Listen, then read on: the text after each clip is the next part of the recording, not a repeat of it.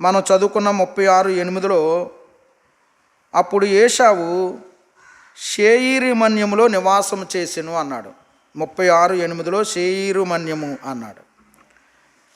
అలాగైతే అతడు నివసిస్తున్న ప్రదేశానికి ఎదోము దేశము, అలాగే షేయీరు మన్యము అని పేరు కూడా ఉందన్నమాట.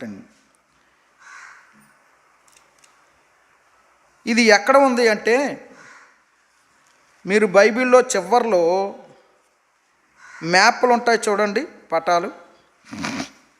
2వ పటంలో ఇశ్రాయేలీల గోత్రంలోని తెలుపు పాలస్తీనా పటం అని ఉంది.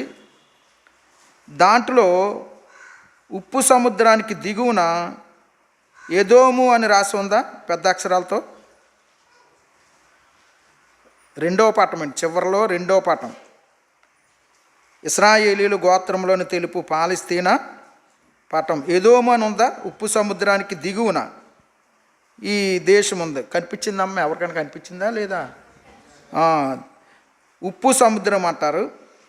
ఇది క్రొత్త నిబంధన కాలపు పాలస్తీనానికి వచ్చేసరికి దీని పేరు మార్చబడింది. ఇదూమయ అన్నాడు. ఇదూమయ అన్నాడు దీని పేరు. ఎందుకంటే గ్రీకుల కాలంలో వారు ఈ పేరును మార్చారన్నమాట. ఎదోము అన్న, ఇదూమయ అన్న, షేయీరు మన్యవాసం అన్న, ఏశావు పట్టణం అన్న ఒకే స్థలాన్ని సూచిస్తుంది. కాబట్టి ఈ మొదటి పటంలోనేమో ఉప్పు సముద్రం అన్నాడు, 2వ పటంలోనేమో మృత సముద్రము అన్నాడు. ఇదూమయ, ఎదోము వీరు యెరూషలేము యొక్క పట్టణానికి సరిహద్దులో ఉంటారు.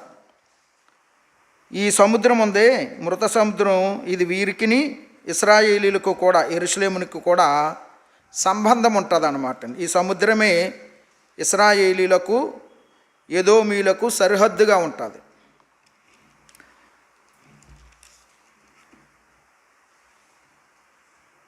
ఇశ్రాయేలీలకు రాజ్యము లేనప్పుడే ఎదోము దేశంలో రాజ్యము, రాజులు, నాయకులు కూడా ఏర్పాటు చేయబడ్డారు.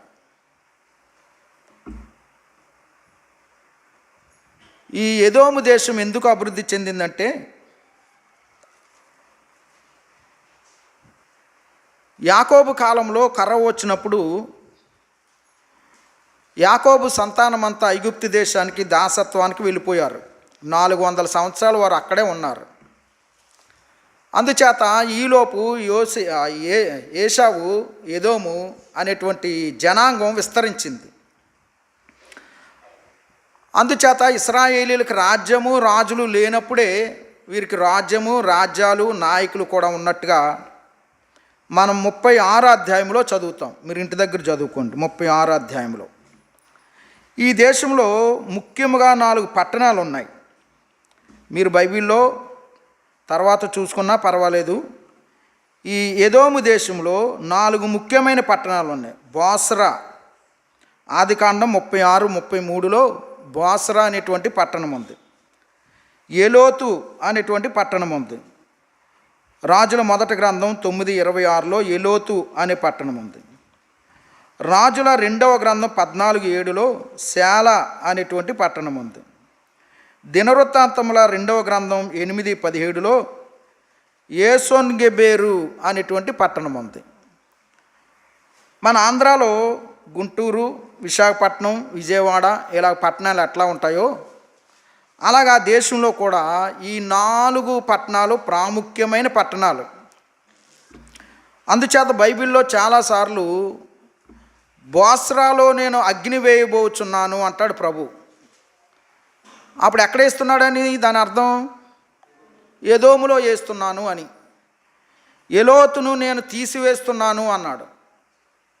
అంటే దాని అర్థం ఏంటంటే ఎదోము. మీరు ఈ పదాలు, ఈ పట్టణాలు చదువుతున్నప్పుడు ఇవేయో దేశంలో ఉన్నవి అనుకోక్కర్లొద్దు. ఎదోము దేశంలో ఉన్నటువంటి పట్టణాలు. ఈ ఎదోము దేశం నేల, కొండలు కూడా చాలా ఎర్రగా ఉంటాయి. మట్టి ఎర్రగా ఉంటుంది. ఇక్కడ పర్వతాలతో నిండినటువంటి దేశం ఇది. ఇక్కడ షేయీరు మన్యవాసులు అన్నట్టుగానే షేయీరు పర్వతం కూడా ఉంది ఇక్కడ. అది చాలా ఎర్రగా ఉంటుంది, షేయీరు పర్వతం. అలాగే అక్కడ హోరు కొండ ఉంది. ఇశ్రాయేలీయులు ఐగుప్తు దేశంలో నుండి ప్రయాణమై వస్తున్నప్పుడు ఈ హోరు కొండ మీదే అహరోను చనిపోయినట్లుగా మనం సంఖ్యాకాండం 20వ అధ్యాయంలో చూస్తాం. అది పర్వతములు కలిగినటువంటి దేశం. ప్రియులారా, ఆదికాండం 36:43లో ఈ ఎదోమీయులకు మూల పురుషుడు ఏశావు అని రాయబడి ఉంది. 36:43లో ఏశావు, చివరి మాట అండి, ఏశావు ఎదోమీయులకు మూల పురుషుడు అని రాయబడింది. వీళ్ళ మూల పురుషుడు, వీరి పితరుడు ఎవరు అంటే ఏశావే. ఏశావు అనే మాటకి ఎర్రన, అలాగే ఎదోము అనే మాటకి కూడా ఎరుపు అనే